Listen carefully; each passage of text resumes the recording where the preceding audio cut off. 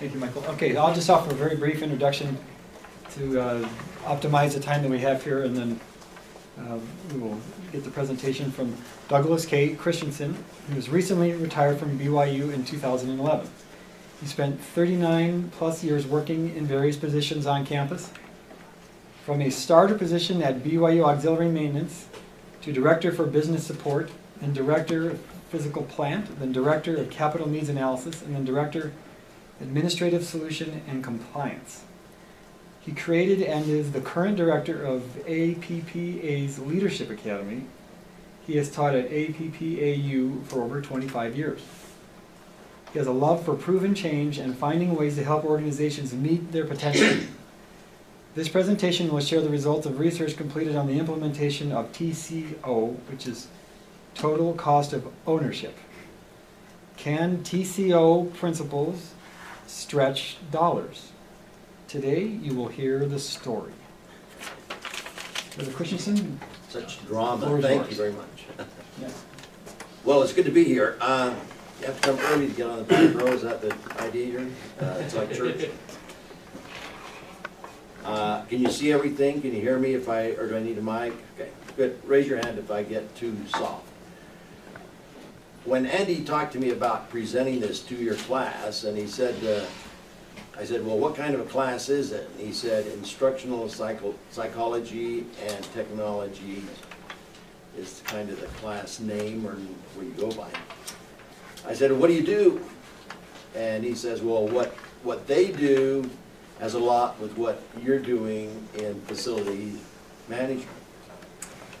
And so I said, okay, well, we'll see.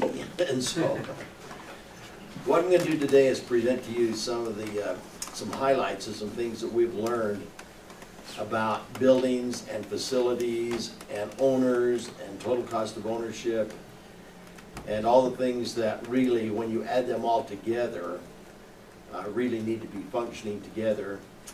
And sadly to say, in today's market, they're not. And so that's a good start to our presentation. I want you to answer the question of those four questions about silos. How many are from Idaho? Okay, you'll know the answers. So what is a silo? What is a silo's purpose? How does a silo work? And then why are silos used even today? Got answers? Who wants to help with the first one? What is a silo? Yes? Like a big giant storage container. Okay. Basically. Can it be built out of wood? I actually don't know. Sure. Okay. No. That kind of gets to the next question. What is a silo's purpose? Stores grain. Grain. What else? What comes out of it? Silage, right? Silo, silage. Okay. And what is it used for? The silage? Mm-hmm. Silage is feed. Feeding animals. Yeah, to feed animals. Yeah. Which gets to the next question. How does it work? Why would you pile things so high in a silo rather than just put them in a pile? Yeah. Well, it's gravity. It's just using the laws of physics. It comes down into where it gets turned into silage, into the grinders pretty much. Turns into silage. What is silage? So silage is pretty much a mix of a lot of different things, but it's chopped up grain is a simple way of saying it. Okay. All right. Anyone else want to add to that? So isn't it partly rotting or something? It's like you'll ferment it, Yeah, yeah. Yeah, fermentation happens. Kind of. Yeah, that's what makes the cows happy. Right? Gotta keep the cows happy. Gotta keep the cows happy. Does it, Yeah. does it have anything to do with like the cycling of it? Like if you put the newer stuff on top and then, so it keeps you from, you're always using the most appropriate stuff. I don't know how often you put stuff into it. Probably every season. Okay. You could do it in between if you're in Florida, but most of us just have a definite season. They fill it up and then wait till the next fill up. And so, why are they still used today? They work. Cows still get ornery? Yeah, the cows needed a weekend. Drinking, no, of enjoying. Why are they used? Why do you think? I mean, you can see these everywhere there's farms usually. If they're doing anything with this, why do they work? Why are they used? Yeah. Is it because it's the best option they have right now? Okay, could be. What else? Anything? Oh, go ahead. It may be that they're costly to build, and if they're there, you might as well use them. Sure. How expensive do you think it is to fill one of these? Has anyone filled one before?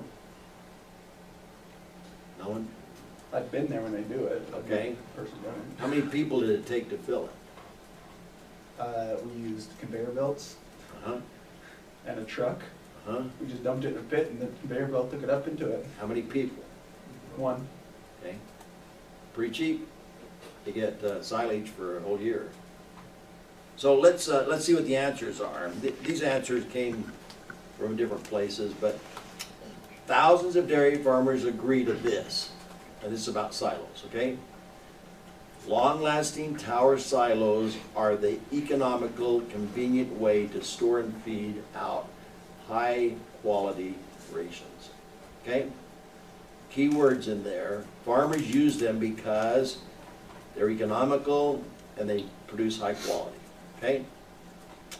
It takes only 2 people to fill a tower silo at harvest time. Now, they had one more than you, but you have a conveyor belt, I guess you'd have to have just one. As the silos fills, gravity packs down the silage tightly, removing the air pockets and adding to proper fermentation. That's what makes the mesh or the food or the silage so appealing during the winter months and during the early springs. Uniform temperature in the silo maintains high feed quality for extended storage periods. So there's a tendency to have the quality issue again talked about by the farmers. He doesn't get that in a pile or any kind of thing like that. Well, not surprising to probably any of you, there are silos that we work with in the facilities management world. And these silos are important to us, but they're also a pain to us, and let me explain. Project delivery, I'm going to define project delivery as anything that you do to create a project, design it, and construct it. So in the project delivery world, the design and construction have their own silos. Now, what are we doing today that's sharing that silo information between design and construction? Are you aware? I mean, do you know of anything that's helping share that?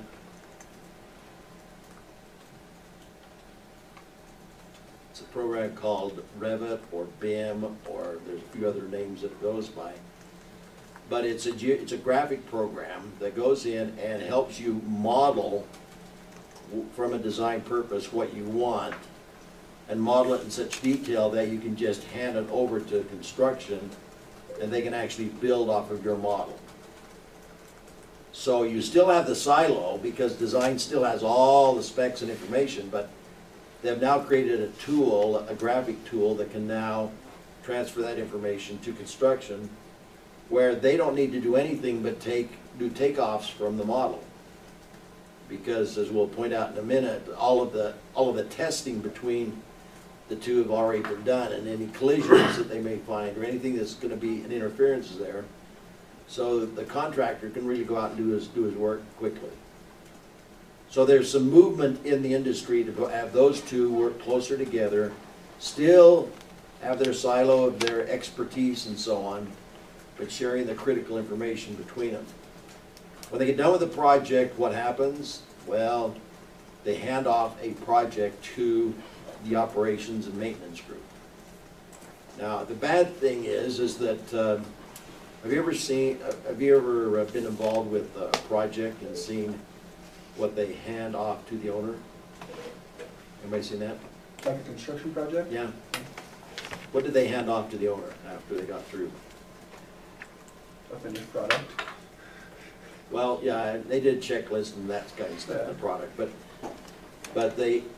we get, at BYU, whenever we finish a building, we get about 7 books, about that thick, piled in front of us, all with red lines and notes in them and so on, and a drawing, and then the contractor was doing this.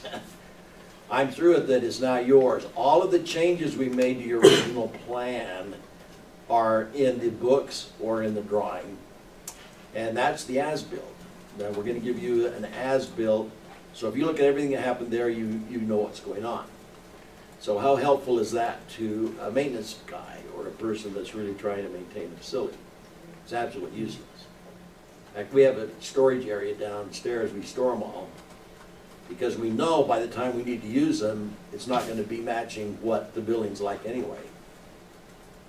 But there's an interesting thing happening right now in the industry, and that is by looking at that and by making sure the space management issues were tied into the original design, which is rather common.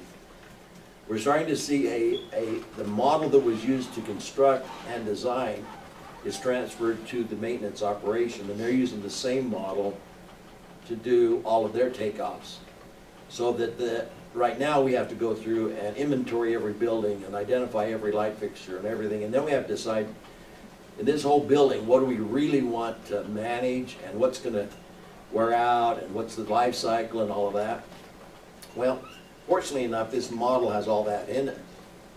And so nowadays, and BYU's on this right now, we don't even do a building that can't give us a model of exactly what the building is and exactly what everything's in. So we don't have an as-is, we have an as-is more than an as-built, because it really should reflect exactly what it is. Yeah. So just like, as a contractor, I've got a change order that comes in. Yeah. I would put that change order into the system and it would automatically update it and say, boom, this is as is now. Yeah. Is that kind of what you're saying? Yeah. Okay. Yeah, and so here's where we're going with all this, is if you get the modeling in the maintenance, and you add everything, every time you do a service request, every time somebody complains about something, hot or cold, and you always feed that into the system, but it goes against the asset that is in the system, then maintenance has an opportunity to look and say, you know, we've got to do something with this system because it's either too hot, too cold, or whatever the service tells us, or whatever else, or it may be wearing out faster than we planned, et cetera, et cetera. But by having all the data in one place, and it relates to the original design, we have now an opportunity to make some decisions about what's happening to the asset. And so, and we'll give you a couple of examples as we go through. Now, why is that important? Well, as the model is building all of its data, and you've got the original data plus all the new data, it's starting to tell you a pattern of how and what needs to be looked at in terms of a decision. And so the third area of total cost of ownership, by the way, is recapitalization. And all recapitalization is, it's a decision point. At what point in time can I decide to do something with this asset, or should I decide to do something with it? So that's the concept. You get kind of the big picture. We're going to say this about 3 more times different ways, so we can see if you really got it. There's no test at the end, dang it, I forgot to put one together.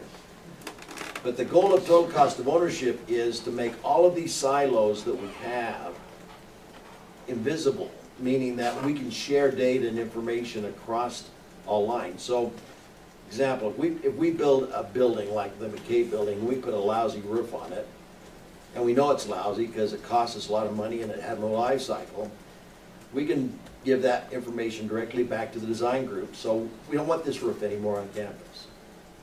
And they can start looking, and we can start seeing what the high performance roofs are, so that from our point of view, we'll be putting the best roof on, getting the best life cycle, and maximizing the time and dollars it takes to own a roof.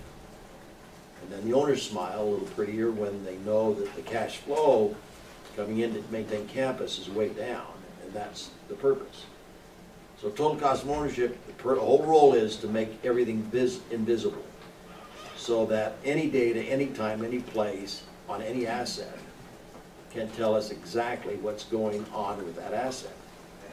It's getting us closer to what we call virtual facility management, where anytime we want to look at something, we can look at it and see what the design cost was, who put it in, how much we've spent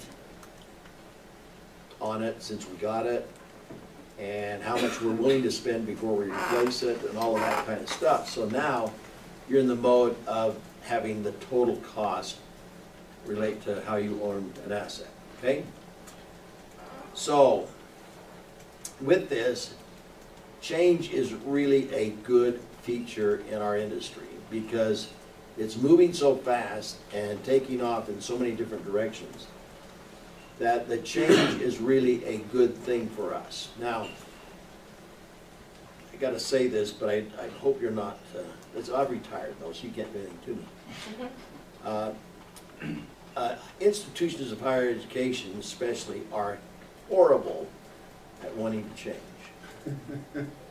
They don't want to change anything. Our facilities department, when I first got there, if you talked about change, it better have been your clothes and nothing else, because they didn't want to hear about it, because they had perfected what they do every day to really get it right. And yet, it was working, and there were very few complaints, but the return on the investment to the owner was going down and down and down and down, because there are better ways to manage and look at the asset than just maintain it till its life cycle or till it dies. So Elder Eyring, we worked with him, and he asked a question. He said, I want you to do a study and tell me what it costs the next 40 years to maintain BYU campus. In fact, let's just throw Idaho in, and we'll throw Hawaii in as well. Oh, let's do the seminary institutes as well, because I need to know what their total cost of ownership is, so we can see if we can afford BYU or not. The bad thing about the comment was the month before, they had just given away all the hospitals and made it a private ownership. Still, church has some influence, but it's not church at all.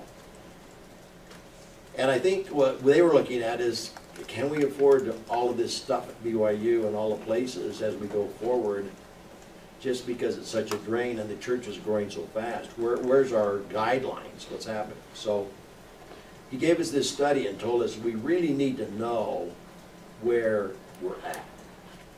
Because we can stop building on campus, and we can stop remodeling on campus, and probably give you enough operational dollars to live. But we want to know, because we know institutions like to grow. They don't like to give things up necessarily, but they like to continue to grow. Is that true? You don't know that. You're too young. But everybody has their own love and their own thing, and you hire faculty around certain programs. So not only are you dealing with the life of the faculty member, but the life of that type of program as well. And so it's really, really hard to say we're going to eliminate these 5 programs this year because we wanted to move into this. And so we may expand, we grow. Some call it maturity. That's a stretch a little bit, but it's one of the words used. So we did a study, and the study basically was find out for me what the real cost was. And so we went out and did a study, developed a program. We used total cost of ownership principles in it because we wanted them to know not only what it cost to build something, but what it costs to maintain and what the existing campus would cost to carry it forward. So to make a long story short, we presented the results to the, first of all, to the Commissioner's office, which that's when President Eyring was over the Commissioner's office. And then we presented to the Board of Trustees this concept of maximizing the life cycle of an asset and putting it in the owner's hands to help us guide us on what our standard is. BYU's always had the standard, and has always been a good standard, that we will keep a new thing as new as it can be for as long as it can be. And it's the cheapest way to go. And so if you want to maintain something and lower your cost, get something new and maintain it at the level you got it at, and don't let it drop, and then you'll really stay ahead.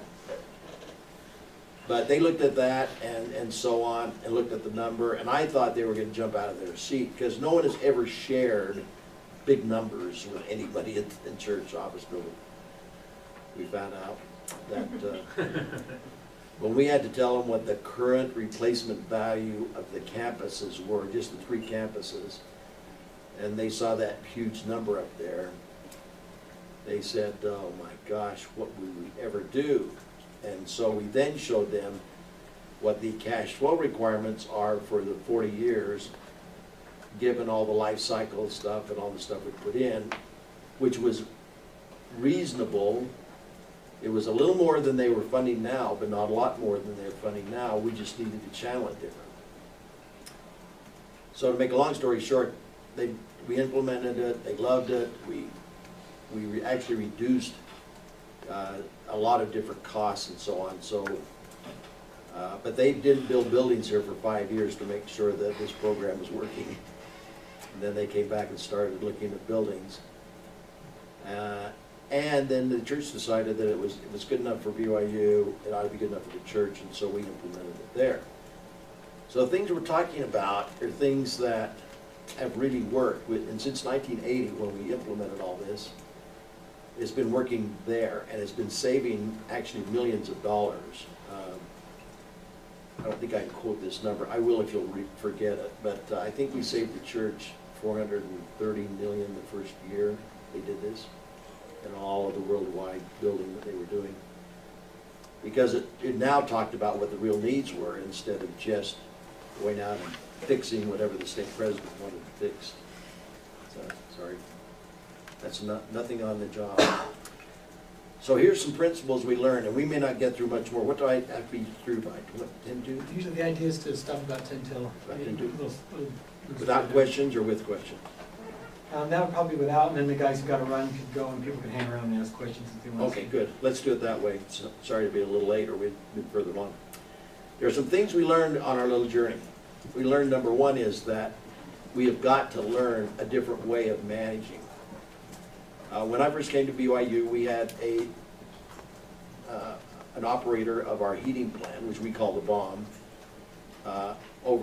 he'd been there about 30, 35 years. And he came into our office one day and he said, I think I'm going to retire. So what was management's first thought?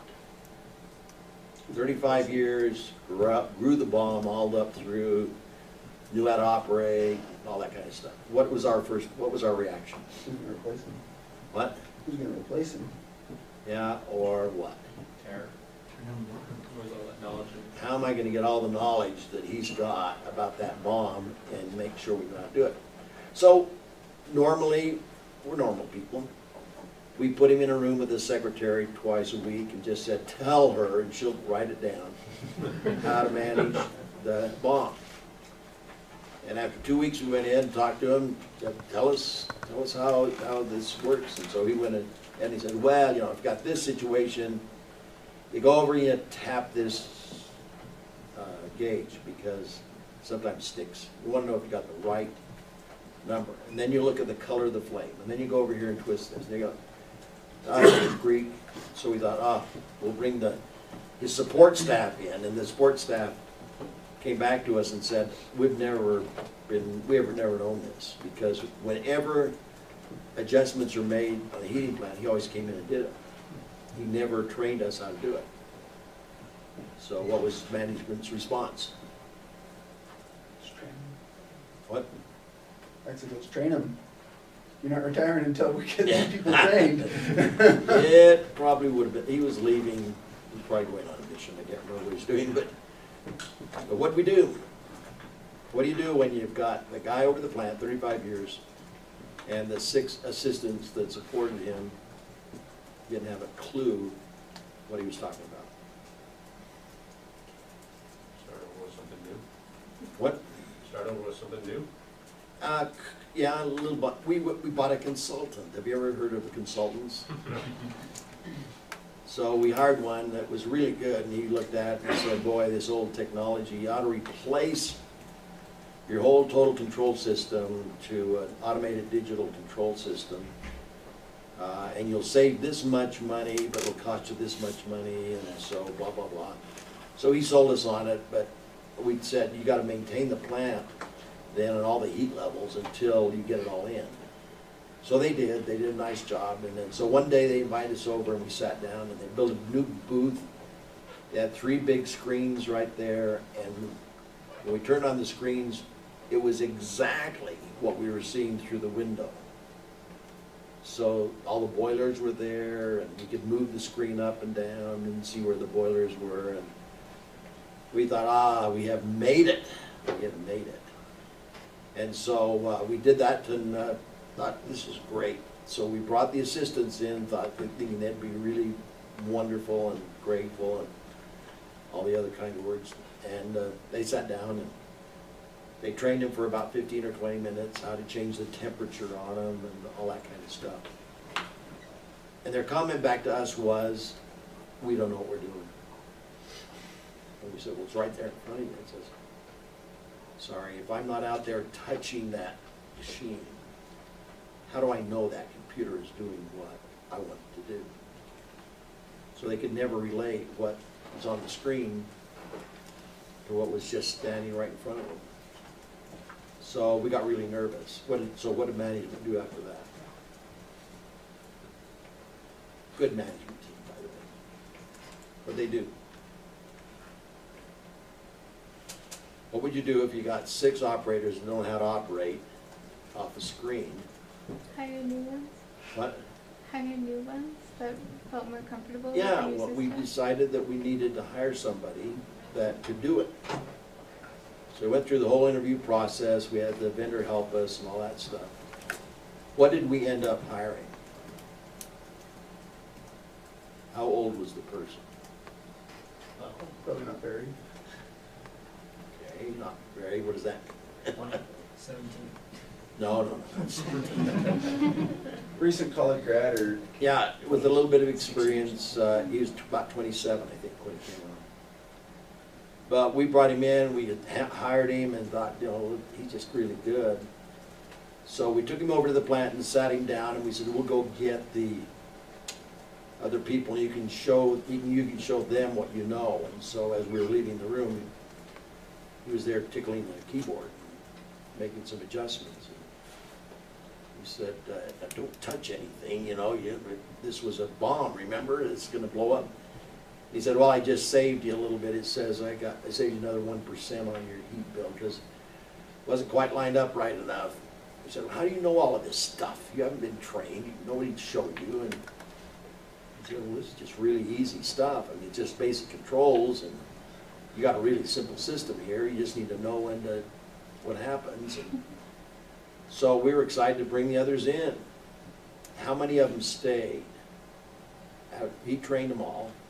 Out of the 6, how many of them stayed in that department and learned how to operate that box? How old were they? What? How old were they? Oh, they ranged from, I think the youngest one we had was 36, and we ranged up to 60. Maybe one of them stayed, that's my guess. What? Maybe one of them stayed, that's my guess. You're exactly right. One stayed.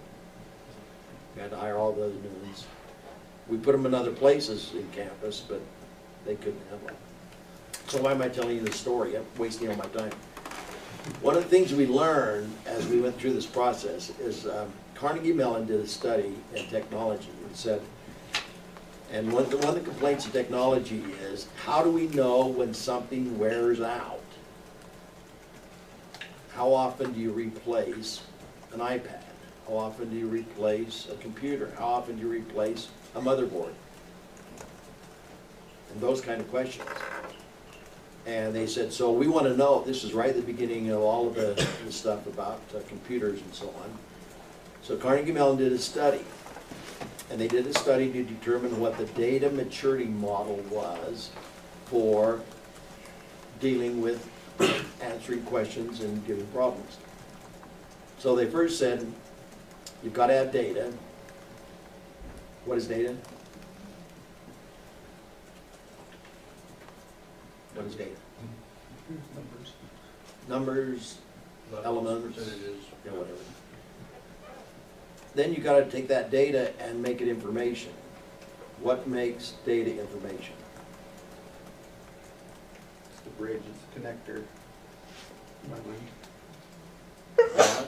So applying the data to something. Okay, That was along the same lines, I mean, okay. you have just numbers and then you have All right, think of your heating bill.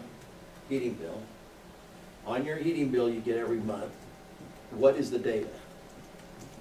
Your meetings at different times of the month or whatever. Your usage. The usage. It's the number, right? What's the information? You owe the money. Money, How that money. relates to your usage in previous years, how it relates to your usage in previous months. And where do you see that? So our bills come with that, right? They Yeah, lay the graph. information out next to other information in graphs, yeah. The graph is your information, right? So moving from information, how do you get knowledge? People have to understand how to read that graph. I guess that maybe that's understanding, but they need to know what those graphs mean and how they can inform them, how they can help them. And so what happens to knowledge? Does knowledge happen right now? Probably not. Read it. It probably has to go over 2 or 3 years to see if the spikes in January, the same January, and so that you really know what's happening with your power, right? Power bill or whatever. So what is understanding then instead of knowledge? I mean, how does knowledge become understanding?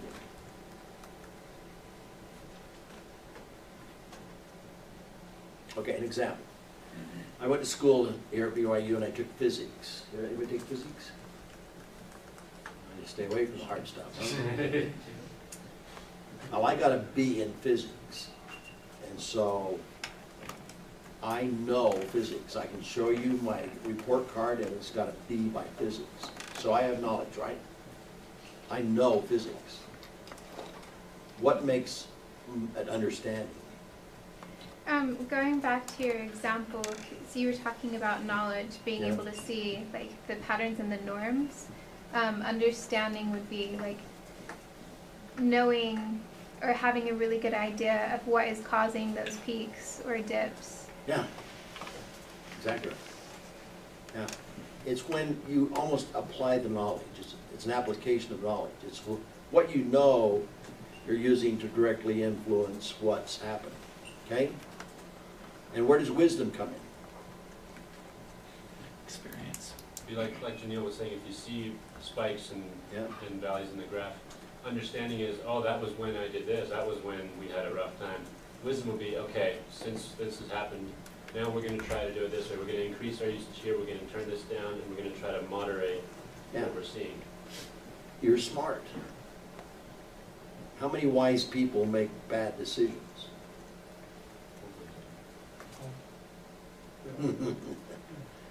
We know some wise people who have made bad decisions, but it's not in their field.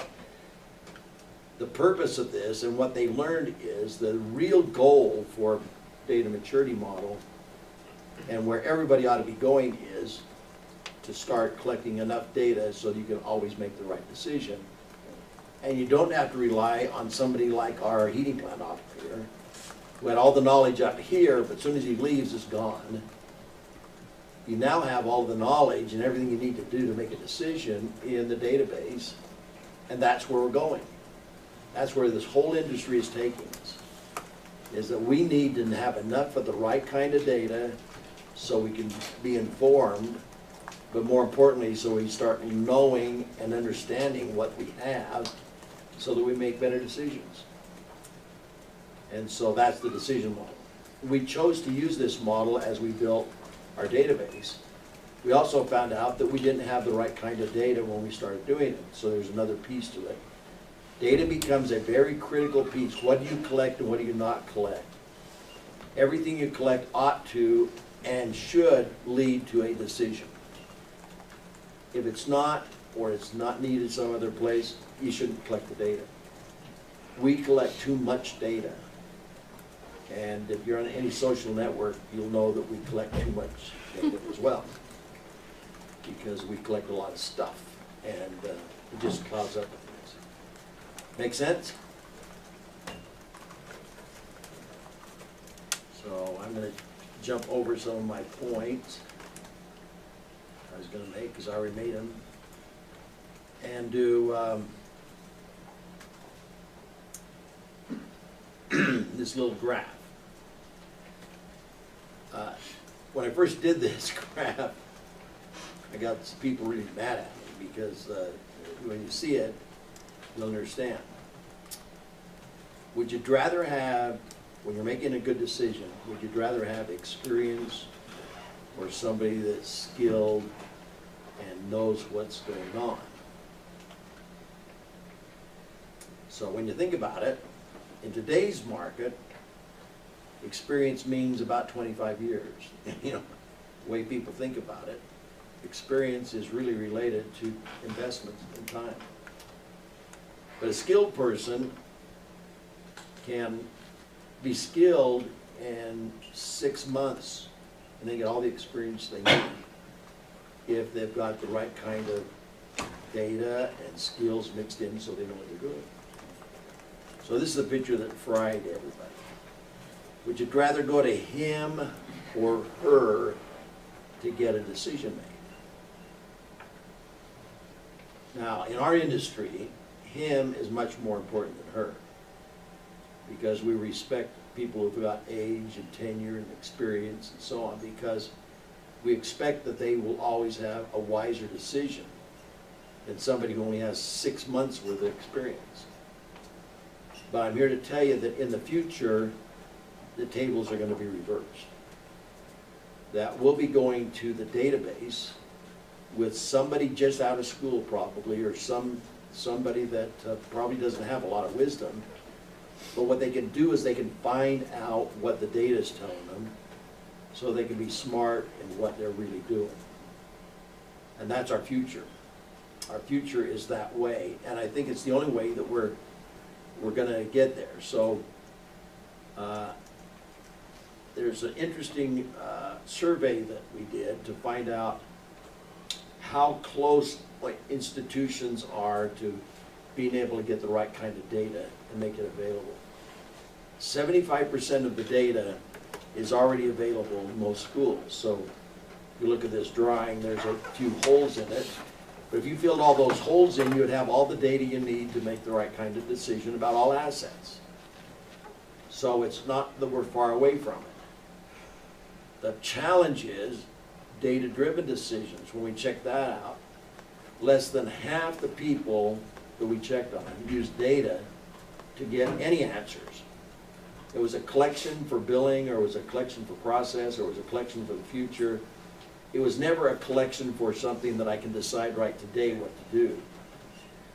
And so when we look at our model again, and we start looking in the future, if we really are talking about becoming better at what we do, the past has to be already in the system and available, so that you can deal with this. And we teach this as asset class.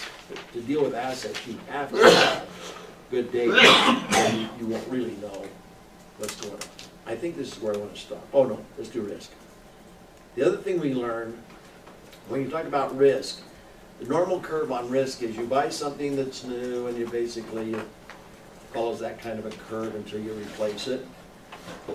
Total cost of ownership basically suggests that if you're keeping up with the model, that it will never drop. It'll always be at its highest level and probably its least expensive level. But then you bring the risk factor in, and the risk factor says, how far am I willing to go or not go to have this maintained properly? So somebody may say that I gotta have this kind of a risk factor. I really I really can't stand to have any failures. So they're gonna be putting a lot more money, you might say, replacing things a lot faster, getting things a lot newer. And it may work in their favor if the cash flow matches the investment. Others would put it clear out to the edge and say, gotta have some failures because I can't ever get enough money to replace it, and then they'd start picking and choosing where they put their funds. What this program does is it basically brings all of it to reality so that it will tell you when the computer will tell you when the asset needs to be replaced or retrofitted, or what the concerns are. So I think that's where I want to stop. Well, maybe I'll do language. Oh, I'm over time, sorry. There's a component There's a component language that we learned that FM speaks maintenance, operation, and repair stuff all the time. And so they basically live in this world of maintaining stuff and problems and breaks and so on. But the language for investment is what we've got to move to, because the owner only understands, if I'm going to put money in, where's my return on investment? Where's a good investment? What is the best to put in? And why should I spend any more or do any of this?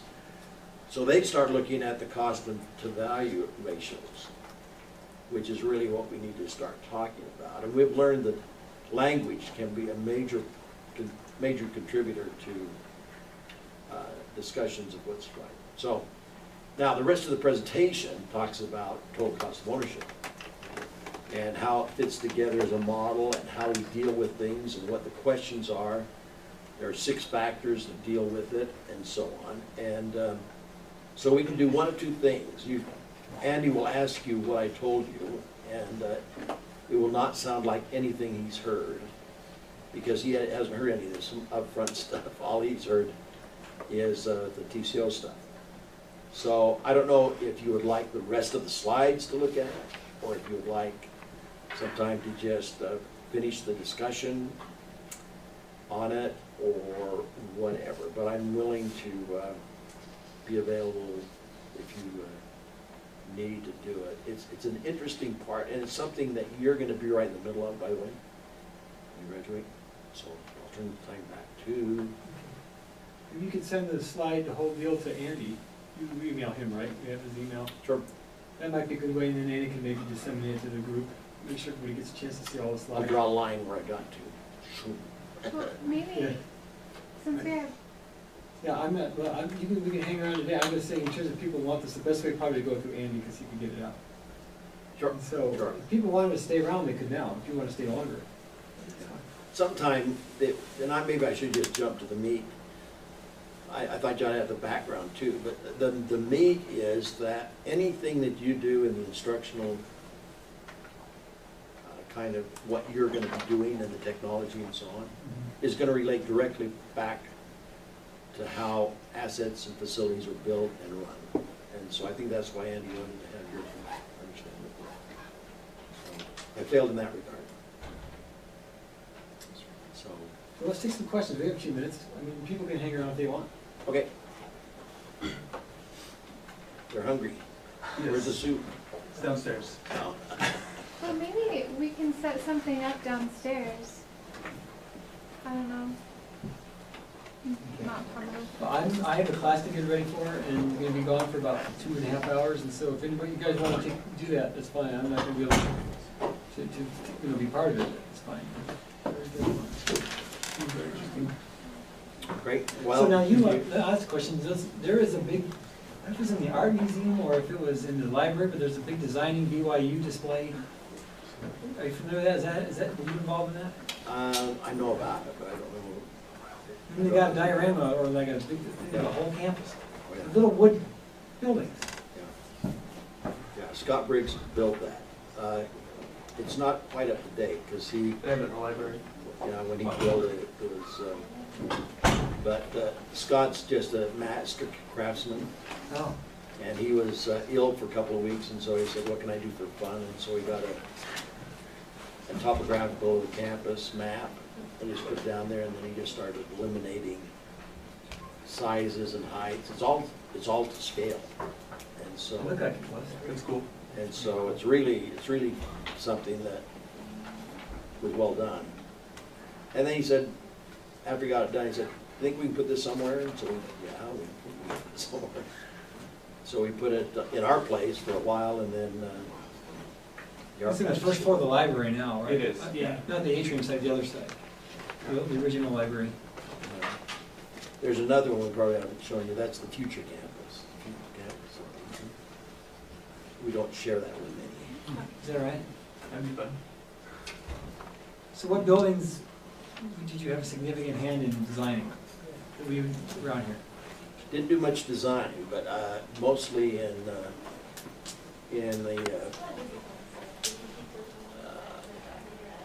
what would you say? In the total cost of owning that. In other words, before you do a building at BYU, you have to go up to and present what the total cost of that building is going to be over 75 years. Okay. And it's custodial, it's everything. And then, even though it may be the building you want, and it may be the right thing, until you see the total cost of it, and then you justify why it's going to be more expensive than other buildings like it, which you have to do in comparison, then the board won't approve it. The board became the owner, by the way, of the campuses instead of the presidents. So when we went through this process, we kept asking who's going to be the owner. The president kept raising his hand. I said, I can't be the owner, because all you're here for 5 years and then you're gone. You can't own anything over 5 years. And so we went up to the trustees and said, we just need to know who the owner is. And President Hinckley said, well, we are. Trustees, we have the money. We can tell you policy. We give you money. We control everything about you. So we'll be the owners. And so, That would be us. That sounds like President Hinckley. I'm curious, since you've been doing this over 30 years now, if those projections are on target 20 started years off later. with using manufacturers' suggested life cycles. Mhm. They're all short, Yeah. really short, because they want to what? Maybe rebuy. Yeah, they want you to replace shorter. Yeah. So we got one carpet group madder than heck at us, because they had a 7-year life cycle, and we got 10 or 12 years out of it. And I just don't believe you can do that. We've ran this carpet, blah, blah, blah, blah, blah. And so we came in and showed them, and sure enough, they were amazed. We just had it probably in the right location.